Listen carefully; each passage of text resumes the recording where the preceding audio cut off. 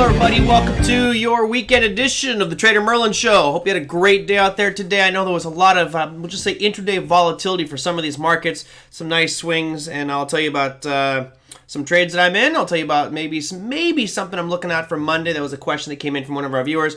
But first, let me start off with a nice cheers to everybody out there. Yes, for Dave, I prefer on the rocks. I like it to open up a little bit with a little bit of water and keep it cool for me. But anyway, Siraj, Joseph, Jorge, Dave, and Not Bad Whiskey, cheers. Happy Friday, my friends. Hope you guys had a great week, and hopefully we have an even better weekend out there. So as you guys know, weekend show, I don't really have anybody on the program. Normally I do, but today I do not have anybody here with me, so I'm just going to be answering some listener questions. I'm walking through some different trade setups. We do have some very somber topics that happen in the market, such as that young gentleman who committed suicide over his Robinhood account.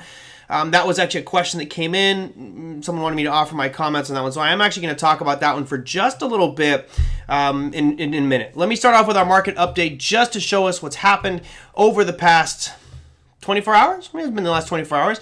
Nothing really that dramatic or exciting, so this can go rather quickly. We've been talking about the sideways action that's been happening on a lot of the markets and commodities, even Bitcoin. So you can see 5 days in a row, we've really had predominantly just sideways action for Bitcoin. It was down 0.7. Let me put these in order here. They're not even in order, but it was down 0.7% to 0.74. The S&P is what's tanking right now. In the after hours, it's selling off just a little bit. As you can see, a fairly red candle. But the swings are what were interesting for me on the S&P. Look at since market closed. My cursor right now is where the market closed at, which is 3,094. We're now, we'll call it 40 points lower in the after-hours session, just slowly drifting down going into that weekend. So fortunately, my puts were not executed, so I got to keep that premium, and we will roll into another options position on Monday morning, selling some puts.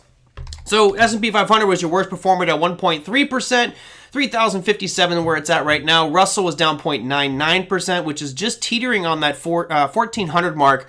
I'll probably put a line there. Why not draw a line in the sand on 1,400? Because that will probably be the next difficult spot for the Russell 2000, since it is that whole number psychology. And you can see that for 2 days in a row, it's pretty much tapped it. Today, the dead low of the Russell 2000 was 1,450, or 1,400.50. So we bounced just barely off it. Same thing for yesterday. We were at 1,399.8. So all in all, it looks like a very a strong level there that's not giving up any ground. So we'll see if that one can hold over the weekend.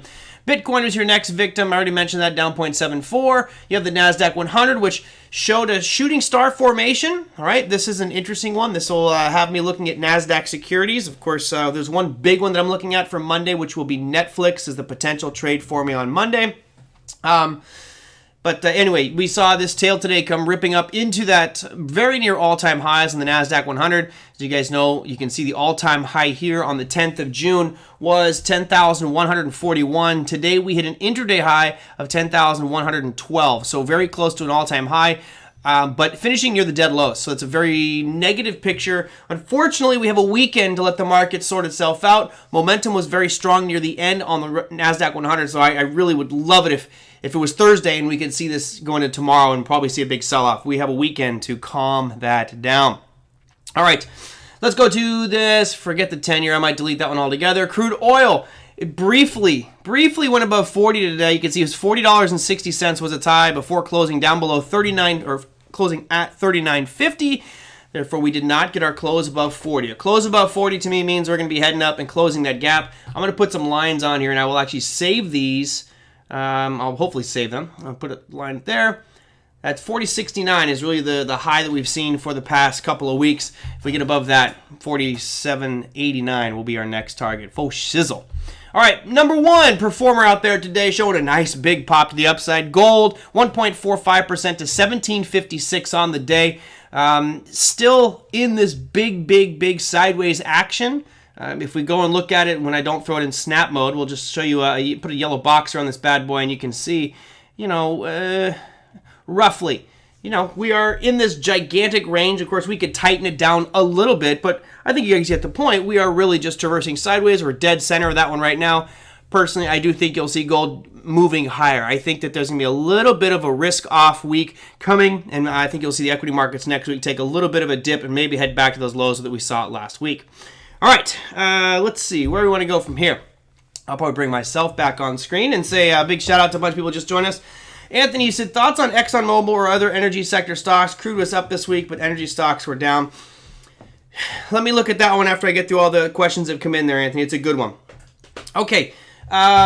The first question I had, and of course, this is going to be mainly a question show, and I've got the whiskey ready so you guys can see that I'm not going to wear the jacket for you today. It's too hot here in California as well. But the first question I had was dealing with the Canadian dollar from Martin. He says, was looking at going long the Canadian dollar. Thoughts?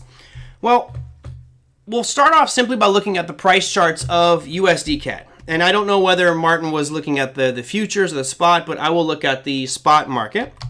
I'll bring up USD CAD for us on a daily basis. You can see that there's some levels that were marked off a while back when we had this question, some time back. Conveniently, it literally to the T perfectly bounced off of that zone between 133.89 and 133.16. Now, the question is, what to do now, right? We had initially, you guys can go back and look at the archives, we had talked about it on this day, I believe it was actually on the 26th of May show, said, hey, there's going to be some more downside movement here. Why? Because we finally broke below this low at 138.51 on USD CAD. It hasn't done it for months, so that was the first sign of weakness. Then it becomes, where's that target? We initially set a couple of those. I think we were looking at about 135.50, and then we had the zone drawn down here, which you see on your screen at the bottom. So now it's bounced. It's starting to show some stability, and Martin's saying, hey, what do you think about going long? I'll tell you this. Technically, I actually like it. I am a fan of going long on this one. A dirty kid, I'm in SoCal. I'm in Newport Beach, California. So I like this technically because we've done a couple things. Number one, in my book anyway, is we've made this higher low. You can see we bottomed out here on the 10th of June at a low of 133.15. Now all of a sudden we're much higher up here, right around 135. So it's starting to show a stair climb up, starting to move back up. The question is, where do you buy back into this thing, or where do you buy into it, period? With the USD CAD, it's kind of tricky because you're coming into all these highs that were established just a week ago. All in all, I think you're probably fine even if you bought it today, even though it's not in a zone, it's not in anything technical. You just got to make sure you put your stop loss down below this most recent low, which can be just below, let's say, 135, okay? Now, the reason I'm liking the USD CAD, number one, has to do with the dollar index, or the Dixie. So if you look at the dollar index, let's go $DXY, it's been showing a lot of strength over the last week and a half, real strong, okay?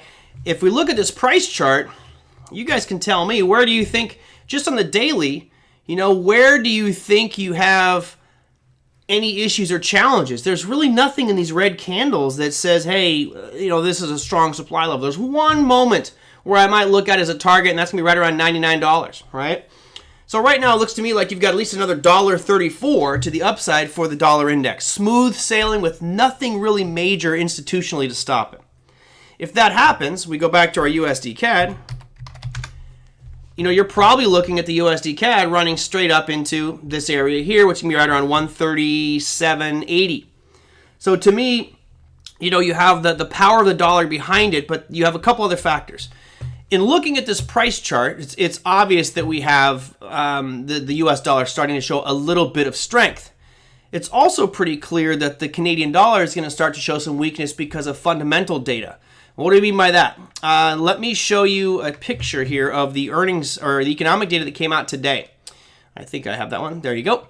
This is the economic data that came out today, and you'll notice on the screen there's some pretty important numbers here that I think paint a very ugly picture. And sorry, Brendan out there and my other Canadian friends, neighbors to the north, we have been seeing just about every country in the most recent retail sales numbers show a very nice spike to the upside. A huge surprise, no longer negative, but actually showing a positive number on retail sales. And we saw the British pound do it. We saw the US dollar do it. I believe Europe is doing it as well. Most countries are having it. And then if you look at this price or this table here, what the heck happened to Canada, right? We were seeing, let's see, I'll use the retail sales number here in the red box. Previous month was 9.9. The expectation was they were going to slide to negative 15. But every country on the actual number has been beating that, meaning they came out positive. Canada's still slipping, 26.4% decline. So to me, that does not paint a very good picture for the economy up in Canada. It's probably because you guys are following the rules and staying in your home and not going out, because we're just kind of stupid down here and throwing caution to the wind. So you guys follow the rules a little bit more, just the way the Canadians work. Americans, rules? We don't need no rules. We'll do what we want to do. Anyway, to me, that is another negative piece for the Canadian dollar, which would mean that you'll probably see this move up a little bit faster. You have strength in the US dollar, weakness in the Canadian dollar, then I think you'll see this move up. So all in all, I'm a big fan of the current situation on the USD CAD, and I'm sticking to it. All right, there you go. I think I answered the question out there for, was it Martin? Martin, were you the one that asked that question? Let me make sure I got it up there. Yeah, that was for Martin. Okay. Yes, Dave. I'm after you, a fan of yours, Dave, because I love Toronto. It's funny. I did these trade shows for many, many years with Online Trading Academy and Traders Expo. And Traders Expo did one this is a long, long time ago. I believe it was 2000 or 2001. And maybe I'm dating myself here, Dave, and the other Canadian friends that are from Toronto might remember this. We went to this Traders Expo, and of course, traders like to party. So we were asking around, say, hey, where's the place to go? Where's the place to go? Where's the place to go? And we finally found a place, and we had the concierge help us out. And we, slipped him some money, and he got us kind of to get in. He says it's really tough to get in. Let me know if you remember this place, Dave. It was called The Government. This place was one of the craziest clubs. I've been to Ibiza and all kinds of crazy party places around the world.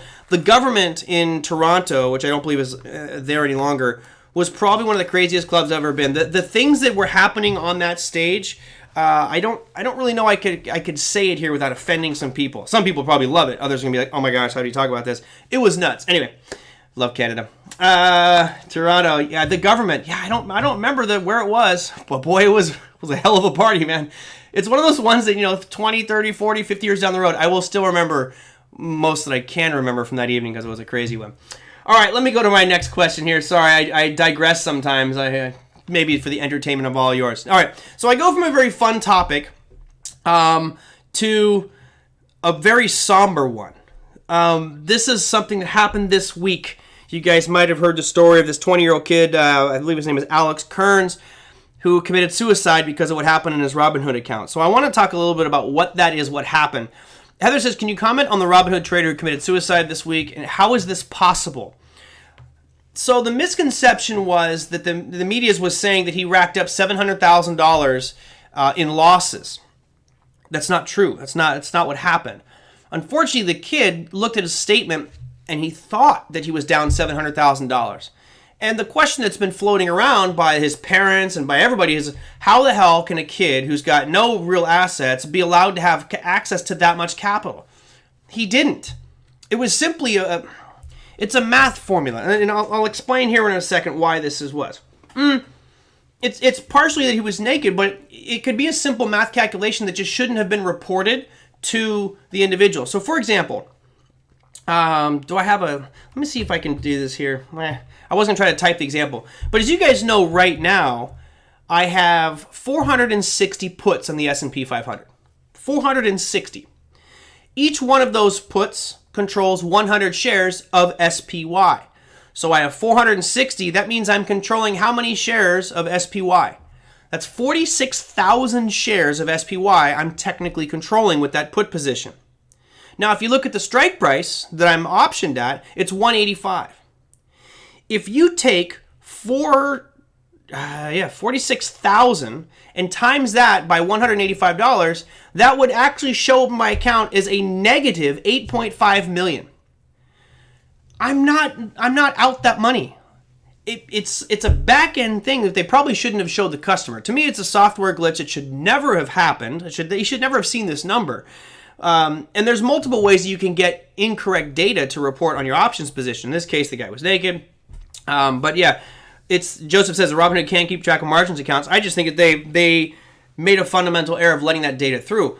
Unfortunately, there are a lot of gunslingers out there in the Robinhood space. And I say that in jest because a gunslinger would be one that I would say has power. I would say there's a lot of immature and uneducated investors on Robinhood that just don't understand. Had this kid known, he would have looked at it and said, hey, hold on a second. That's not right. It's not possible. I'm not out $700,000. Contact someone, would have been clarified, and everything would have been resolved. So to me, yeah, Brendan, that's absolutely true. He says some programmer out there is going to have one of the most brutal guilt trips. Yeah, yes and no. I mean, this is tough. Obviously, nobody wants to see what happened, but to me, the kid just didn't understand what he was doing. He was trading, and there's a lot of people out there like this who are trading and don't understand. I can tell you this right now, if all of a sudden I look at my, in that case, this 460 puts is in TradeStation, if I look at my account and it shows me down $8.5 million, I know that can't happen because I know the position that I'm in. My maximum loss is $78,000. There's no way on earth I can lose more than that. So to me, it's about education. It's unfortunate. I wish that maybe Robinhood would have put in some education towards their students or towards our clients and said, hey, here's how this works. But that number of negative $730,000 or whatever it was should never have showed up on his screen. And of course, it's an unfortunate circumstance. I will tell you, and I think you guys all know this because most of you are experienced traders. I know we have some newbies out there that are new, so feel free to click subscribe to this channel, and we talk about all different topics of trading and investing. But let me walk you back through a story that happened back in 2000. There was a situation that happened in 2000 which was very interesting, and it kind of changed my perspective on markets and risk management. For that, I'm going to have to take a sip of whiskey here real quick.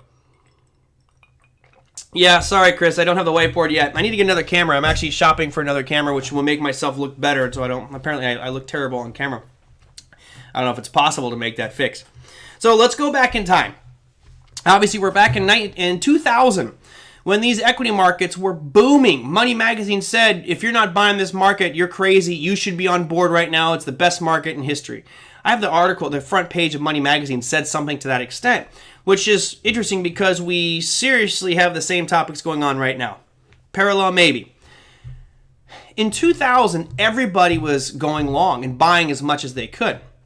Now, there were some individuals early on who were shorting this market, and they were shorting very crazy stocks. Of course, you guys know, in theory, after what happened with crude oil, I don't know if this is true anymore, but it's in theory, in financial markets, if you buy a stock, it can only go down to zero. That's your maximum loss if you go long. Where there was this trader out of Atlanta, and he had shorted, I think it was some biotech or drug stock. And then the next day, that stock gapped up like 300%. They had FDA approval or some crazy thing like this, and it just went through the roof. And this individual is now on the hook for those losses. Because you guys remember, if, let's say he sold this security at $10, right? He went short at $10 because it's a garbage company, it's trending down, technically looks like garbage, but it was a drug stock going through approval phase. So he shorts it at 10, and let's say the next morning it comes out at $40. Well, if he shorted 1,000 shares, that was $10,000, right? And now he's on the hook to buy it back at $40,000. So he would be underwater all his money and then some. Nothing you can do about it. No stop loss could have saved him. It just gapped up. And I think it was much more extreme than that. He ended up losing a few $100,000 on this trade, and what he did is he went onto that trading floor and he just started shooting people. It's one of those ones I'll never forget because I was on the trading floor at my office, and all of a sudden everyone freaked out, and we were no joke just looking around going, who's the shooter here? Which guy is it? We actually had one guy, I don't want to mention any names, but there was one guy that almost everybody said, that's the guy who's going to come in the door guns blazing. We know it. He's just so weird and creepy and nuts. Anyway, to me that changed everything, and it really made me realize the risks of shorting, and it's part of the reason why I don't trade biotechs or pharmaceuticals.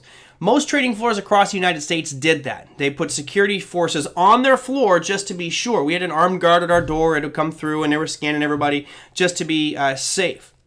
But the point was, this individual just didn't understand the risks that were posed to him. And I think that might be the same with this Alex Kearns kid. I don't think he understood the risk of options or naked options or just period trading and investing. He was just buying something, make a little bit of money. Great, I made money. Let's keep doing this because it's working. While that's great and all, we should always understand the mechanics of whatever asset class it is you guys decide to trade. You want to get into, somebody asking here about lean hogs the other day. You want to go into lean hogs? Great. You better know what goes on with lean hogs, or I think it was live cattle you're asking about. You better know about live cattle because it trades very different. The pit for live cattle, when I went by the CME Futures Exchange, was 3 people. Everything was electronic, but it's a different type of market. So, while it's really unfortunate, the problem is who's responsible for this. The kid didn't really lose $700,000, $300,000. No, $730,000 is what his screen showed up that he was negative. So, it's a tragic situation. Obviously, we wish we could go back and change it. I'm sure Robinhood feels horrible, and because of a data error from one of their programmers that showed up on his screen, this kid went and did what he did. If you have people who are brand new to the market, they're just starting out, encourage them to study the market first and understand what to do when something happens. One of the rules I had early on is all about trading and errors. If something goes wrong, just stop what you're doing and get an answer. If I had to yell at a tech guy and say, hey, come here, what's going on my screen? Help me out here. They would do that. If you need to know about back end, then call up the brokerage firm. He should have called up Robinhood and said, hey, this isn't possible. This can't happen. And Robinhood would have went, oh, yeah, you're right. I don't know, that's weird. It shouldn't have been like that. And this poor kid would be alive today. Obviously, we can't change the things that happen. It's really, really unfortunate.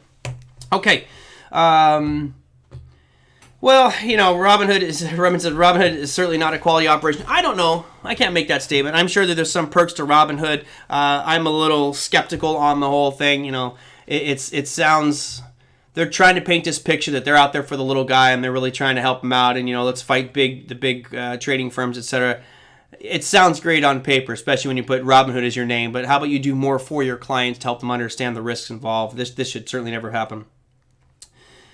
Tom says, if someone is on the hook for $100,000, isn't bankruptcy a good out? It might be. Remember, there's certain things that you can write off in bankruptcy and certain things that you can't. The discussion we had yesterday with Tilly Allison about the student loan debts. I think there was a gentleman who was asking about $200,000 worth of student loan debts. Tilly said she knows someone who's got more than that. From my understanding, student loan debt you can't get out of in bankruptcy, which is really bizarre. You can get out of pretty much everything else, but student loans, that debt that you incurred to help make yourself smarter, oh, no. You can't get out of that debt. But you can get out of your credit card debt. It's bizarre. There's so many weird things in the industry that just freak me out. Let's see what the FCC does with this case. Yeah, it will be interesting to see what happens. I don't think you're going to see anything very harsh come out towards Robinhood. It simply was a data glitch. He didn't lose the money. The kid acted impulsively, in my opinion. I know some of you are going to hate me on that one. I think he acted impulsively by doing what he was doing. He should have talked to somebody. If he talked to anybody around him and said, hey, my account says down $700,000, they would have gone, no, that can't be right. Call him up. Let's call tech support. Just make a phone call. Seems kind of weird to me. All right, it happened to me when the account was negative. Oh, Serge, it did. Your account was showing negative 100. Well, that makes you pucker up, doesn't it? All right, let me go to a couple of list of questions. I'm going to go to this one just because this gentleman has asked me about this a ton of times, so I want to make sure I get to this one. I know for many of you it's not that relevant, but I'm going to just touch on it. This is from Michael. He said, I prefer the Coinbase wallet. I'm going to talk about cryptos here for just a second. He says, I do not mean the one for trading, the other one, even though the name can be confusing. Okay, here's the deal, Michael. If it's a Coinbase wallet, Coinbase is probably having the keys. With an app or Coinbase, they're going to have the private keys. So right away, I don't like them. He says it can be confusing because you're able to recover with Google Drive together with a password of your choice. In doing this, what you're doing is you're having multiple passwords. And to me, the more times you have a password, you're opening yourself up. You're more vulnerability, not only for hackers, but you're also opening up for you to forget one of those passwords. So I'm not a fan of going through multiple passwords. Google Drive, I would be very, very skeptical about them being hacked as well. Google saves all your passwords. Isn't that convenient? Someone hacks your computer and now they have all your passwords. But if I understand it correctly, I need a Ledger or Trezor. The cheapest one, how many different coins can they store, and what's the difference between them? They're both pretty identical. Brendan, who's one of our viewers out there today, he used the Trezor. I use the Nano Ledger S. I'm fine with the Ledger. The only problem I have with that little tiny drive is the amount of cryptocurrencies you can have on each one. The Nano Ledger S, at least the older version I have, seems to max out at about 2 or 3, which is stupid. It should be able to hold unlimited. It's just data. I know that there are others who... Brendan, how many does your Trezor hold? Is it like same thing, limited to 2 or 3? Or is it you have multiple? I think the Trezor is actually a bigger device as well. But, the question is how many cryptocurrencies do you want to have on there? And for you, Michael, I would not keep it at Coinbase or in the Coinbase wallet. Move them onto the Nano Ledger S or the Trezor, whichever one you find is going to work best for you, and just keep it there. Don't move it around. I mean, if you're going to be a hodler, sit there and hold them on that drive, or put them on paper wallets where you control everything. Anytime someone has the drive or the app or the wallet, like you're talking about the Coinbase wallet, they have the private keys. It's dangerous. All right, let's see what else I got here. Okay, let me read some listener questions here just for a sec. You guys have some stuff coming through here. Let's see. The best way to do that is force a settlement at 30%. Yeah, that's true. You can settle, but you won't erase it all. But it'll just be a repayment piece. You know, for the guy who yesterday had $200,000 debt, I'd seriously look at the amount of assets that he had, and that might be an option. You know, I for one, am the type of person, I would have too much pride to declare bankruptcy. I would find a way to dig myself out of it, make it just my challenge and my mission to get out of that debt. For others, it's an easy way out. In many cases, of course, you're damaging your credit for a period of time, 7 years or even more, but it may be a way to get out of some of this really, really heavy debt burden. If you are in that situation, though, don't make this like, oh, well, every time I get in debt, I'll do that. There's a reason that people are put into too much debt, and ultimately what you want to do is say, I figured out what caused that debt situation. Now that I'm going to clear this debt off, I don't want to put myself back in that debt situation. Be more responsible with the debt. A Dirty Kid says, question, how does Merlin decide where to enter into the market at the beginning of the day? It's all about the plan in place on the different securities. I actually have a couple things I'm looking at. One in particular is Netflix, so I'll leave that one as a string for you guys today, and I'll cover what I'm looking at on Netflix for Monday's session. There were 3 that I was looking at, or actually 2 that I liked. One was Bristol Myers and one was Netflix, and I'll walk you through kind of what I'm looking at for that. I may actually set and forget orders on probably late Sunday night if I feel like it, but I want to see what the futures market does when they open up on Sunday evening. All right, Michael, so I got your crypto question. Now, let's see. Natalia asked this one a while back. Natalia says, Merlin, can you tell us how orders are worked on the back end? How are they prioritized, grouped, hidden, and what it actually means to the real online trader?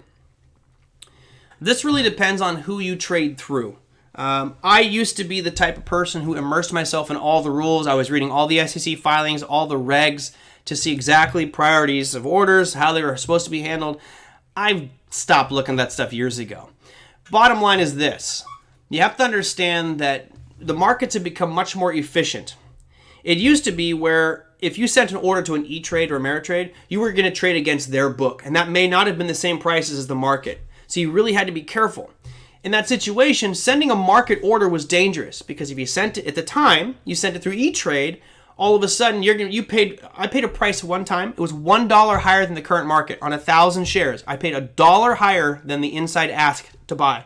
I was on the phone with the lady and she says, would you like to do limit or market? I'm looking at the level 2. I can see it's trading. I'm making up the number now. Trading at $30. And I said, okay, I just do it at market. She's like, are you sure? I said, yeah, I'm looking. And the inside bid is $30. There's plenty of shares there. She's okay. She goes, okay, I got you filled at 31. I'm like, the hell you did? Hell no. And of course, my profanity was probably a little bit more sharp than what I'm using here.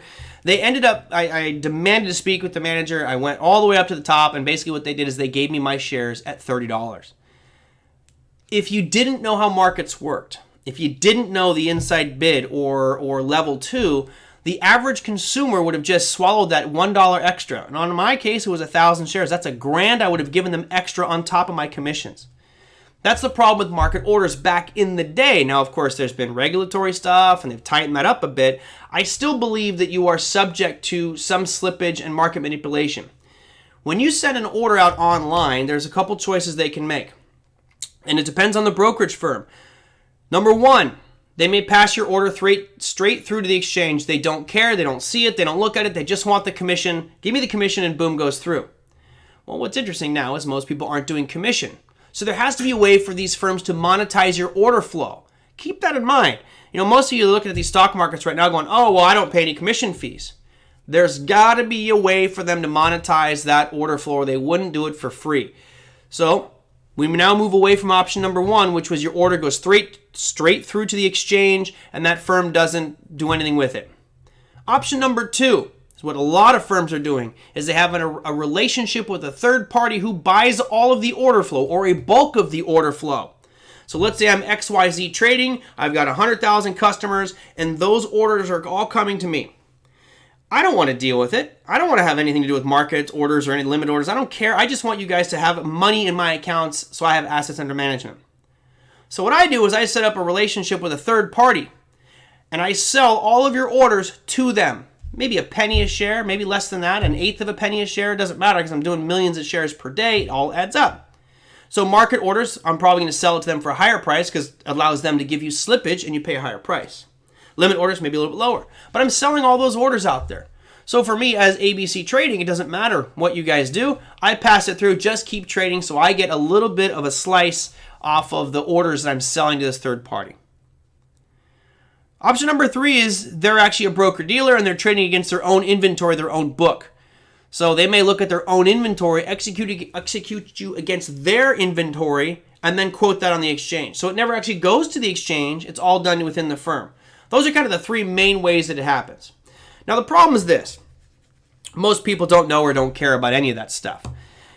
If you are going to be a very active trader or trading very large size, you should be self-directed, meaning you're going to use a platform that will point directly to the exchanges that you want, the market makers that you want, the ECNs that you want. You call the shots so you know if it's being sold or not. To do that, you have to get an account with someone that's self-directed. Your Ameritrade, your E-Trade, they are not self-directed, right? You don't get the features, the functionality, and you're subject to whatever rules they use on their back end. That's the big risk here with order flow. So if you're someone who's small, trading 100 shares, you shouldn't have to worry too much. There's no big deal. I tend to trade big sometimes. So my real big transactions, I'm routing those in the right way. Let me take that back. It's not that it's the right way, but I'm routing those orders through a channel that I know is going to get there in the most efficient, effective way, using the right ECNs or networks and trying to circumvent any fees that might be associated with it. So that's how I would talk about the retail traders, Natalia. If you're a small fry, don't worry about it at this point. But once you get to that point that you say, hey, you know what, I feel like I'm a professional, I'm doing this more frequently, and this is going to be my job, then go with direct access. I use TradeStation for most of my big volume stuff. Of course, I have a lot of different accounts. I have Schwab, I have Ameritrade, I have the one I have Interactive Brokers, where I do a lot of trades on. But a lot of those aren't self-directed. I mean, you're not going to be going, you can't choose all the different routes. And that's the big difference out there. All right, let's see what I got here. Yeah, Batista says bad fill. You think? I mean, I could not believe that they basically, at that time, I would say they stole $1,000 from me. And I have to think back to, and that was 1988, 1989, 1990, somewhere in that area. 98, 99, 2000, in that area. And I have to look back at how many clients, and every time that they sent out a market order, was E-Trade slipping them on. And, it's not slanderous. This is what was happening at the time in the industry. I don't believe it's that way now, or if it is, it's much, much smaller. But, if you're out there trading on a retail investment platform, what I would recommend is this. I would have a direct access platform at all times. So I would bring up that level 2 screen, and I would sit there and I would look at the level 2, seeing what are the buyers and sellers doing this second. I want to see exactly who's buying and selling and how many shares are available. And if you decide to go and put a market order on an online brokerage firm, just watch it. You should be able to see your order come through right through the time in sales. That's the way it should work. If you get some wonky print that's 30 cents out of the money, you might want to call somebody and say, hey, that did not happen, because they can go back and check the market versus the broker. And I believe, I forget what the name of the rule is, guys. It's been so long. But they're not allowed to trade outside of the NBBO, National Best Bid and Offer. The NBBO is your bid and your ask. So they're not allowed to trade outside of those 2 numbers. That's simple. So if there was a quote there and they charged you something higher, or you sold it for a price lower than the inside bid, then you have recourse. But, most people don't understand what I just said, right? A lot of people they're scratching their heads going, the hell did Merlin just say? NBBO, bid ask, selling for more, slippage. It's just understanding the markets that we trade in. Remember, if this is a business, if this is something that you want to do as a profession, you better learn all that stuff, because the devil's in the details. Harrison says, Merlin, have you ever thought about starting a prop firm? Nope. No, not at all. No interest whatsoever in doing a prop firm. Look, it's one of the reasons I don't even mention trades so much on the program. Years ago, when I was doing Power Trading Radio, I did this thing called the Power Pick of the Day. I did something sensational. And I would go out there and I would show people trades that I was looking at. And I would say, here's why I'm looking at it. Entry, stop loss, price target, right? Okay. And it was just something that I was looking at. And one day, this guy messages me, and he's very threatening. He's saying he lost a ton of money because of me. I'm like, whoa, whoa, whoa. What are you talking about? You lost a ton of money because of me. I'm not managing your money or anything. He says, well, you put it as your power pick of the day to buy, I forgot what it was, KLA 10 core. I'm like, okay, yeah, so? He says, well, I lost a ton of money. I said, how did you lose a ton of money? It has an entry, a stop loss, and a price target. And the guy threatened to sue me because he decided to not use a stop loss and he lost a ton of money. I'm like, so I stopped doing it. I don't have the patience to run a room full of people. I'm happy to help people, offer some suggestions on what you can do maybe to fix your trading, and continue to help people learn about the financial markets. I'll even show them how to trade when I teach classes. But I don't want to deal with, some guy all upset at me because he lost money because of stupid rules they didn't follow. And I just get frustrated with it. So, no prop shops for me. That's a good one. TD Ameritrade. I don't believe they're direct access. I don't believe TD Ameritrade is best access, direct access. Let me check that one, see if I can find out more information on that one. I know you can do some routing there, but there's different levels of platform at TD Ameritrade, right? There's a basic one, which is clearly not direct access. I think their high-end one might be. All right, what else do I got? Dirty Kids. I worked at E-Trade back in 99. Yep, seen that before. We had to go to a Bloomberg machine to figure out if the customer was correct. It's just, what's weird is it would actually even happen that way. To see that much slippage going on. Okay. Let's go to, let's see, what time have I got? 36. I'm gonna show you just there's two things, a few things that I'm looking at from an individual trade for Monday. Now, normally, I always start big picture, right? So I have to just kind of formulate an opinion about what's going to happen on the big picture. So I always start there. When I'm looking at Monday morning's trading or Sunday night's trading, if you're going to be looking at the futures market, let me bring up that ES. My gut feeling, and whatever, it could be completely different than yours, is we're starting to see a little bit of weakness. I think you're seeing spikes in the corona cases. I think it's going to create a little bit more fear, which is why we saw gold have a nice spike today. So therefore, my bias for next week is going to be we're going to see this market drift down and probably challenge those lows that we established back here on Monday, which was a low of around 29.23 on the S&P. So right away, my bias, if I'm trading futures markets, is going to be looking for shorting opportunities. Of course, if I find something intraday, I could easily switch and decide to go long on those. But right now, my bias is to the short side from an index perspective. Now, unfortunately, there's a couple different chart formations I'm looking at. But let me show you the one that, first off, to me, looks like a shorting opportunity. Netflix. It's really tough because so many people have been looking at Netflix from the coronavirus perspective and more subscriptions, etc. I actually, because of coronavirus, I think I'm watching a lot more Netflix. So here we go. As you guys can see in the top portion here, you have Netflix just ripping, like really ripping towards all-time highs. It's literally in my supply zone as we speak. It's at 453.72. So let me make this full screen. It's at 453.72. And if I'm looking at shorting this, which I'll have to reevaluate, it's already in the zone. I'm going to wait until I see what happens on Monday morning. If Netflix opens up in this area, and that area that, for those of you that might be listening to the podcast, the numbers I'm looking at are between 451 and I'll call it 458. I know, that's a pretty wide range, guys. That's an $8 range, but that's the range that Netflix is in. So, that's the trade I'm looking at for one of the trades I'm looking at from a bearish perspective for Monday. Of course, if it gets above 460, I got to stop out, right? I'm going to have to stop out of that trade. If it drifts down, well, then I'm feeling pretty confident. So what I'll probably do is I will wait for it to open up Monday, and I'm hoping it opens up within this range. And I'll probably start with, I'm probably going to use options. I'll do probably puts on this one. I'll probably buy some puts if it opens up in this range. As it drops down below the 451, I will add to that put position because it's confirming now that it's getting weaker. So that's my trade idea for Netflix on Monday. Just feel like it's got some gaps it should fill. You guys can see there's a target down there at 436, another target at 418.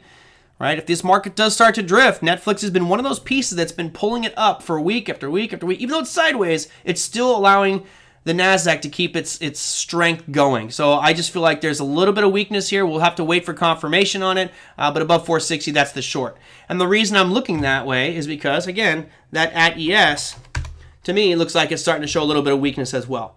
So with those two things, I feel like there's going to be some downside movement. A Dirty Kid on their YouTube channel just posted, Apple closing its stores was kind of a wake-up call to the market. Yeah, there's a lot of wake-up calls to the market. I mean, there's a lot of things out there that are just like, oh, this isn't as great as expected. All of a sudden, Texas is freaking out because they don't have enough ICU beds for all the coronavirus cases. Like, oh, we're not out of the woods yet. So that's the first bearish one that I'm looking at on Netflix.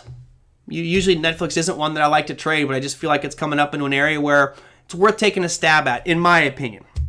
The other one was Bristol Myers. Now, I know I'm not going to call this a drug company. It is, but I'll let it slide. It's too diversified to be like, somebody like a Altria, or not Altria, or some of the other, Biogen or something like that.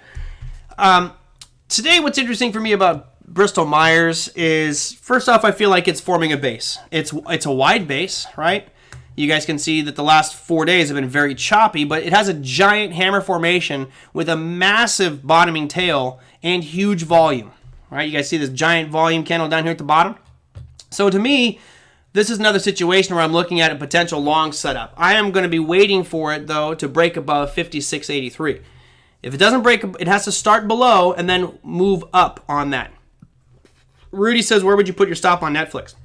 Above the 460 mark. I'd probably do about 460.50, give it a 50-cent pop above, because they tend to like to rip up above it. But, if I take a lot, I'll have to evaluate the risk-reward monetarily on Monday with the options and see how much I'm willing to risk on that one, because it might dictate, above 460. I may do a couple. I could be finding myself in a bunch of options on that one. We'll see how it pans out. But this one is just a play I'm looking at for long. I don't like it as much because if you notice, if I want to put a stop loss on this one, it becomes very challenging of where to put it, right? It's the zone that you've seen drawn here. I'm looking at $3. Well, for a $56 stock, that's kind of a wide swing. So I'm really going to wait for it to start somewhere in this range, break above that 56.83 line, and then I'll be going long and I'll evaluate my risk at that point and say, okay, where do I want my stop loss to be? It's probably going to be much smaller than $3, but we'll have to wait and see at that moment in time if it does in fact break it. So there you go. What market interval? What? Are you talking about the ES? I'm not sure if I understand the question there, Batista. I don't look at any of that stuff. I don't look at any internals. I'm just looking at price. So if I look at that ES and go back to the S&P 500, here's your ES futures. I would go to contract specific on execution.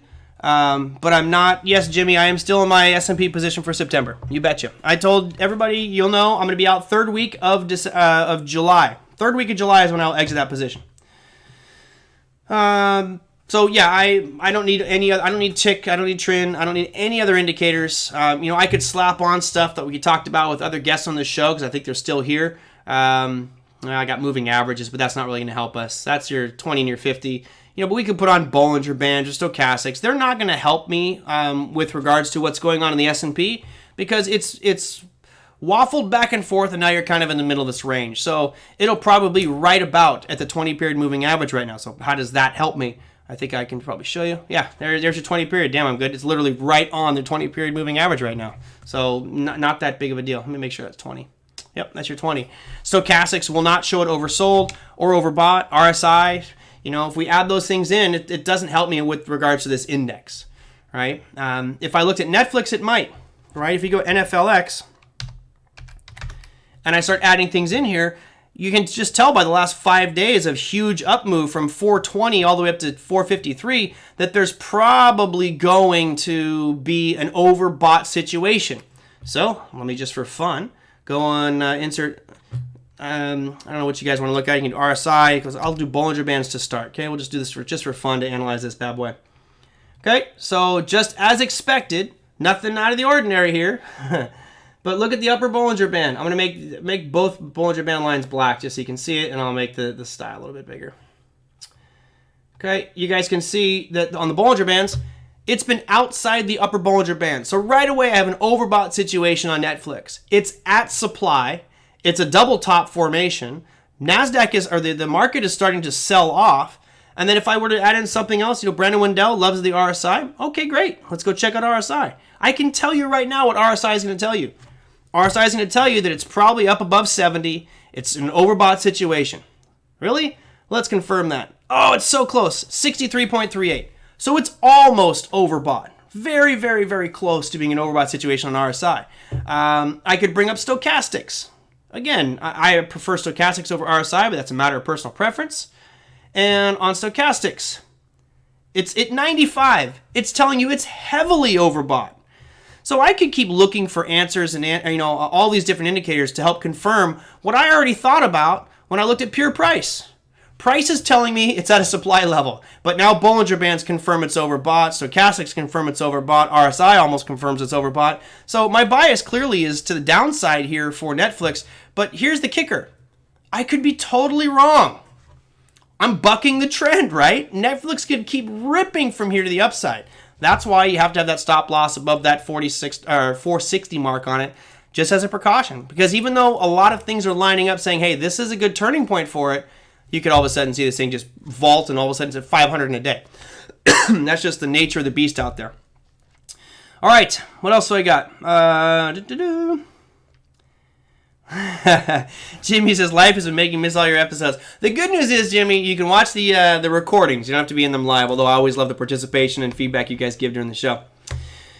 All right, what else did I have for you guys? What about listener questions? You guys got anything else for me? I'm actually at that point now where I need to start winding down the show. It is Friday. I've only had one glass, so don't think I'm getting crazy over here. Any other questions you guys got for me today? Brendan says American Airlines. Yeah, this would be interesting. A lot of the airline stocks are interesting right now. Let's look at AAL. AAL, I'm not interested. And again, you have to look at this basic. I wish that I could draw on this one. Let me bring up PowerPoint just so I can draw here. See if I can do this on a chart and make a white screen. Will they let me have a white screen? All right, let's see if I can draw on this. But it's a black. You should have a black screen right now, so bear with me. I'm gonna see if I can draw on this one. Here is. Can I draw on it? Yeah. All right. If I draw this, what does that tell you? I mean, if I drew that picture for you guys right now and price looked like that, what would you say? Is it getting stronger or is it getting weaker? Right? I mean, that's I don't know. This is a nothing story for me. It's a compression piece. Now, by itself, so let me show you real quick. Let me redraw this because I want you guys to see it in a different perspective. If I have a formation that looks like this, I'm not interested. I don't care. Because it's consolidating, right? I'll even draw some different lines on here. I'll change the pen color to red so you can see clearly you've got a series of lower highs and you got higher lows. So this is just forming a pennant or a wedge form, really more of a pennant formation, right? It's not that great. However, if I had a picture that looks like this, let me change my color again, go to white. If I had a picture that looks like this, now my attitude has changed. And I'm hoping that you guys understand that, right? Just as we had at the very beginning made no difference, who cares? But because I have that huge rally up, there's emotion involved. And basically I could look at this piece here now and say, okay, that's just people taking a breather. That's when it rallies up, takes a little bit of a pause. So, and if I look at this chart for American Airlines, I think you guys can see that. Unfortunately, it won't let me draw like I like to draw. I'm going to make sure I'm not in drawing mode. Yeah, cool. You can see that. We've got this kind of compression of price. But where did it come from? I'm not that impressed. I'm not that excited about it. I think there's other opportunities that give us a much clearer perspective of how we can make a better trade. I think that this is a gamble still at this point. Thank you, Chris. Thank you so much. And Domesticated Rat, appreciate all the hippos today. Do you know they're one of the most dangerous creatures on the face of the planet is a hippo? Did not know that. Trivial Pursuit question there. Thank you guys so much for the contributions. I do appreciate that very much. Right, Batista's now it's a bull flag. Exactly. Jorge, is it Jorge or George? I always feel bad when I see it spelled like that because I'm not sure. I think it's Jorge. All right. He says, would this apply to any chart? The answer, unequivocally, yes. It applies to any chart. If you see this picture, let me bring it up again. If you see this picture on a 5-minute time frame, it's still valid. If you see it on a weekly, it's still valid. If you see it on a monthly, it's still valid. It actually becomes more important on the longer time frames. So when you're looking at a daily, if I saw this as the daily, okay, I'm really liking it. If I see this in a 5-minute, it's not going to be the greatest move out, but it still follows the same principles. In general, and this is where you heard Bob Dunn say it the other day, he goes, no trader's looking at a 5-minute chart. I disagree. There are certainly people who are looking at smaller time frames, but the bigger, more powerful moves are going to be on the bigger time frames, which is why Bob sticks to dailies. But I know plenty of people who are out there day trading on the 5-minute charts. I wouldn't go down to the 1. I think it's a little bit too jiggy. There's too much movement on those. But yeah, it happens on any time frame. Let me see if I can do a couple other ones. How much is the ES September contract cost? Or Alexander, right now, I think they're only $1 a contract right now. I have $78,000 worth is how much I'm in. Thanks, Chris. I'm going to see if I get it this weekend. All right. There was one other company. I saw Roku. Let's see if I can bring up Roku. Sorry, my sinus has been going crazy. Roku. All right. From a trade perspective, I actually like Roku because it's doing a stair step up, right? It's making higher highs and higher lows in the shorter term, right? For the month of June, it's been pretty nice. Until it clears all this garbage from May, it's tough to want to go long on it because you're coming right into this overhead ceiling, right around 138 and change. So I'd be looking to buy that pullback. If it dips down to 120, buy the pullback, but you got to be careful with that 138 because it looks like you're about to hit some overhead supply. Yep. All right, cool. I'm glad you like that, Jorge. Good. AAI is the Robinhood stock. Is that what they showed up as trending today? AAI is not a American Airlines. Okay. Yeah. Well, I didn't look at Robinhood today, but actually it is because I mentioned that the other day. This will actually be part of my routine. Is looking to see what's trending on Robinhood and wait for it to spike up and then think about shorting it. It's the herd mentality. It's the fear of missing out, and it's the using the novice traders. And one of the cornerstones of what we taught at Online Trading Academy was the novice trader always makes the same basic mistakes, right? They buy after a huge rally in price. And we saw that on the Nikola stock the other day. We see it in all kinds of different stocks. It just spikes up, and the novice is like, I got to get this. And then all of a sudden, bottom drops out, and they got nothing.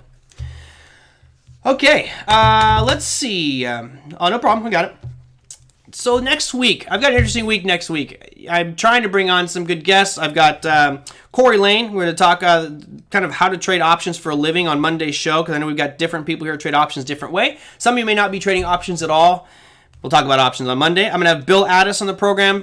The Fed made some interesting announcements, and now there's jumping into the corporate bond market, so with that, may change a few things from Bill's perspective. That's Tuesday. Wednesday is going to be Sam Evans. He's going to be making an announcement about his new endeavor. I'm curious myself to see what all that is. Sam always brings great content to the show, so we'll talk about whatever markets it is you guys want us to check out. What else? I'm looking for $6.90 on Delta Airline. Thursday, Friday, I don't have a guest as of yet, but I might. Let's see. So you want Delta, DAL, right? Let's check out Delta. Whoa, hold it. You're hoping for $6.90 on Delta Airlines? Woo, okay. You got a ways to go there, dear. Is it $29.51 right now? I think you got a long way on Delta to get down there. I always wear dress shirts, Joseph. It's as soon as the show's done, I'm going to go out there and throw on a t-shirt and go to Back Bay and go hiking with my dog. That's the routine out there. I got to look professional for you guys. All right. Well, thank you, everybody. I appreciate it. Those that send in contributions, I do appreciate that as well. So thank you, Chris, and thank you, Domesticated Rat. Always a pleasure getting your feedback as well. If you guys check out Dave Portnoy out and let us know your thoughts. Okay, sure. If you guys have any specific shows you want me to talk about or topics you want me to talk about, let me know. You can always send those in at tradermerlin.com. I'm actually going to start hopefully putting a calendar up of information about the guests coming up for the upcoming week. So I would check that one out, and you know, we'll see what's going on in the next coming days. Are you talking to me, Dirty Kid? My update with Terry? You mean Tilly? Tilly? I think you're talking about Tilly. I don't know. Oh yeah, that's right. I just got one of the graphics. I had a friend of mine hopefully make some graphics for it. Yes. Keep an eye out. There's 2 videos coming out this weekend. Saturday morning at 10 a.m. I do the chart of the week, which I haven't figured out what I'm going to talk about yet. And then on Sunday, I haven't figured out a release time yet, but I'm going to release Tilly's Market Outlook, which is going to be a video from Tilly just candidly saying, hey, here's levels I'm looking at. You know, it's food for thought. I think it's just another perspective, eyeballs in the market for someone who I hold with the utmost respect as a market technician. So I think you guys might like that. That'll be on the YouTube feed sometime on Sunday. I haven't really figured out the time when I'll release that, but I'll try to make it a regular occurrence. It really depends on Tilly's time commitments, because it takes a lot of time for her to produce those, and then I do the production side and upload it and all that. So that might be a new feature that I'll be incorporating in. Any recommendations for ticker price alerts? I thought that I thought that TradingView had something like that. Let me research that one for you, Domesticated Rat. I use alerts in TradeStation because it sends me text message and email, so that's one way to do it. But I'll see if I can find a free site for you that does alerts, which is obviously very, very handy. All right, everybody, that will do it for me for today. Thank you so much. Hope you have a fantastic weekend. Be safe out there. Avoid big crowds. But, hey, hope you have a fantastic weekend. Cheers, everybody. I will see you guys on Monday.